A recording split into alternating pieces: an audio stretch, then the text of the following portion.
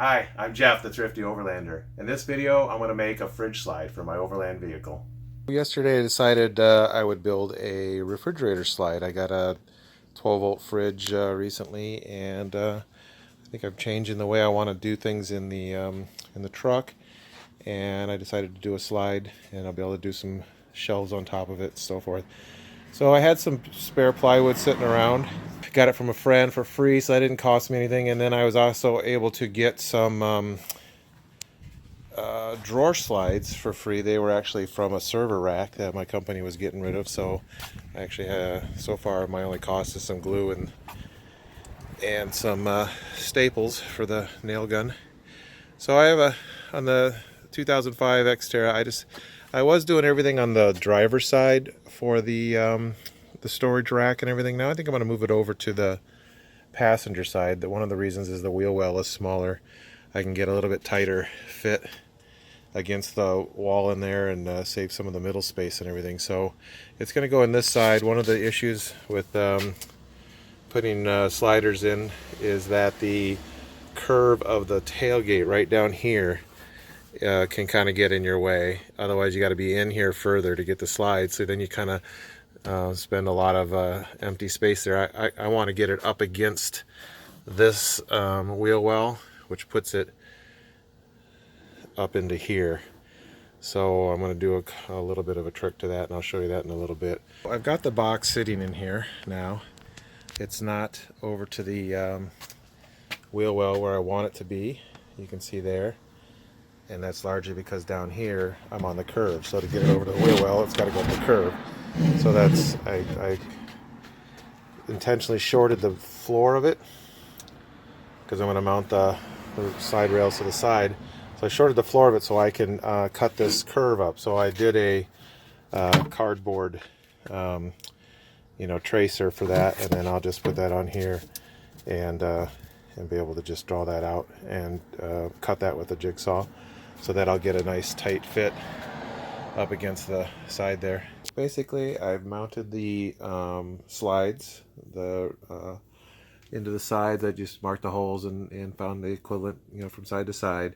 So now I also cut a piece of wood that's going to go, from side to side here, and I, just cut it so that I waited till the slides were in, so I knew exactly what my width was in case my measurements could get off a little bit with thicknesses of saw blades and all that. Cut my piece of wood. Amazingly, the first cut, it was perfect slide in there.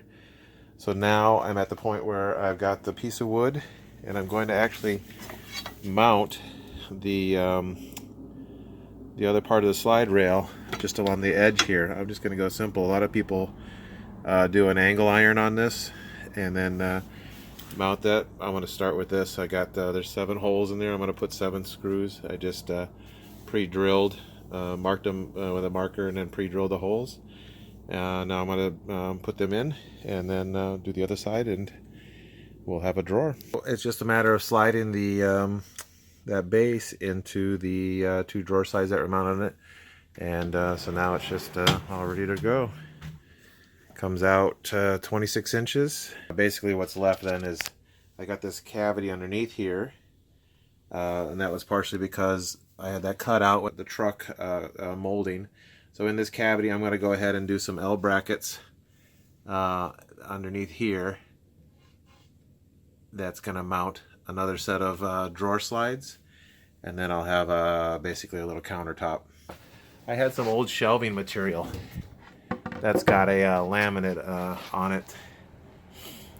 I was just sitting around. This was 16 inches wide shelving material, and because I've got that little bit of a molding curve, I've got to make the second level in this has to be smaller than the 19 inches wide that I did on this top level. So 16 inches will probably be just about right. Here's where I'm at with this project now. I've got it pretty much done and mounted. I kind of wanted to show you a little bit around where I'm at with it at this point.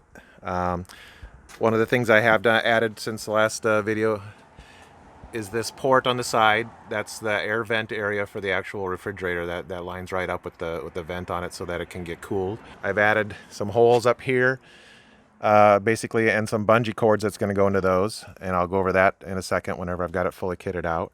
I did throw a bungee in here and I've got this angle iron down here that I'm going to show you in a second what that's all about. The other thing you haven't seen yet is the actual straps that I've added. These are just some old luggage straps of some form I've had, maybe backpacking strap things or something from an old piece of something that the rest got bad, and I kept the straps around just my thrifty way in case something like this comes up, and it does happen, so I keep that kind of stuff around. And I've just basically screwed it in underneath using a couple of screws. I've got actually a different size one in the back, but that works. So these are actually going to be the strap downs for the actual fridge itself in here.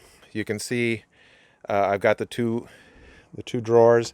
I'm just using a peg here, a nail, to lock this into place so that I don't get these things rattling. The bottom shelf is locked with the top one, so if I run the pin into the bottom one, that keeps this all locked in place. So beyond that, it's just simple action of rolling it out, and I've got the slide outs. So from there, I can also roll it out further yet and get a shelf out there for working with. Or if I want just the shelf out and the fridge in, it can just be at that mode right there. Let me show you how I've mounted this as well. So I started basically started with some slots in the base of this right down in here, and what that does is it helps me get into the bolt slot a little bit easier for the track that's built into the Xterra. So then it comes with like a wedge bolt or flat thing, you could say, that goes into that track and then kind of wedges so that you can then tighten it up. And I just, normally there's like little hooks that come with that. I just used the bottom piece and then added a bolt to it. And then the little slot just makes it easier to grab onto that thing down in there. So that seems to hold it quite well. Basically, so I've got two big bolts holding this in place is the main mounting method. The other thing I have done to kind of square things up and make it a little bit better is up here, I was a little bit worried about shifting this way, especially with some weight on the top. So there was already a sort of a knob sticking out here where there's a cover that you can get that goes to like kind of cover the trunk space of here, like a window shade, and that mounts onto this kind of a spot here. So I went ahead and there's like a notch down in there. I drilled a hole, and then I just did a piece of black PVC pipe to fill in the difference, and then ran a lag bolt in there. So now I got no movement whatsoever. It's solid as a rock there. So that, I think between the three of these spots, it all seems to be really good and solid. I don't think I have any more issues with the stability of it in there. So to give you an idea, the track was already built in here. That's why I only got one track. You can see on the other side of the truck, this is the track that was already built in there. So it's just a C channel built into the truck. And like I said, there's sort of a wedge nut that goes into the slot and then turns sideways as you tighten it, and allows that compression on there. The other thing I did in this construction is I did not fill in the back completely because that's kind of the back end is where the compressor of the refrigerator is, and you always want to worry a little bit about airflow to keep that compressor cooler. So I made room so there's airflow forward and back, and that the heat from the compressor can go up out of that space as well. So this is the fridge slide all filled out, and how I'll use it when I'm traveling. Just to kind of go over it a little bit with you. I talked about the angle iron that I had extra, so because I had some space in here, my original thought was I'm going to build this big enough to use like the Dometic fridges or whatever. They're wider than this one. This one's more taller and narrower, so it's kind of making it a little bit more universal. And I didn't necessarily have to make this smaller because I had the amount of space that I wanted left behind, because this is where I sleep. So I made it bigger, and to utilize some of that space, I went ahead with this extra angle iron. To get it up off of the hinge, I added so I can throw my little black folding table I got from Walmart in there. So just a simple bungee holds it into place just fine. On top, one of the things I could have done is just made it a fridge slide, like from this far down, and strap the fridge down to that. But I wanted to kind of utilize every inch that I could. So on the top, I've got my sealed containers, and this is where I keep my basically the dry goods now, the food. So this is really my whole food center, fridge and dry goods. And it's just a simple bungee, through the holes to hold it on. So everything is all right here. As far as the actual usage, pull a pin, the fridge slides out. You can, I can actually let it sit up in there. to hold the door open. It doesn't quite go completely wide open with because of my height a little bit. That's not going to really be a problem. I'm going to reach in and grab my brew that quick. All right. So that's really basics there. There's not much to it. Then the second one, I've got the actual counter space to come out. I mean, here you can really see more that it's in how I had this curve. So the second, my shelf part of it is set back so that it's further down the curve, and that all seems to work just fine. There's clearance there and everything else. So I'm kind of utilizing a little bit more of this dead space to get it further over against this wall as best I could. It's still in the rough, I mean, it's sanded wood, plywood format. I'm not sure exactly what I want to do yet. I like the look of the wood. It was actually clear plywood. It doesn't have knots and everything in it. I could stain it. I think it might take some abuse by things hitting it, so I'm kind of leaning towards right now buying some of the fairly thin industrial carpet and gluing it on it, and that could stop kind of some rattles and things banging against it as well. So I'm going to use it a couple times first to decide how I want to finish it out. My total cost on this, in this case, it was just kind of a quick, easy project that I had some of the goods already sitting around for, so my cost on this is really, really low.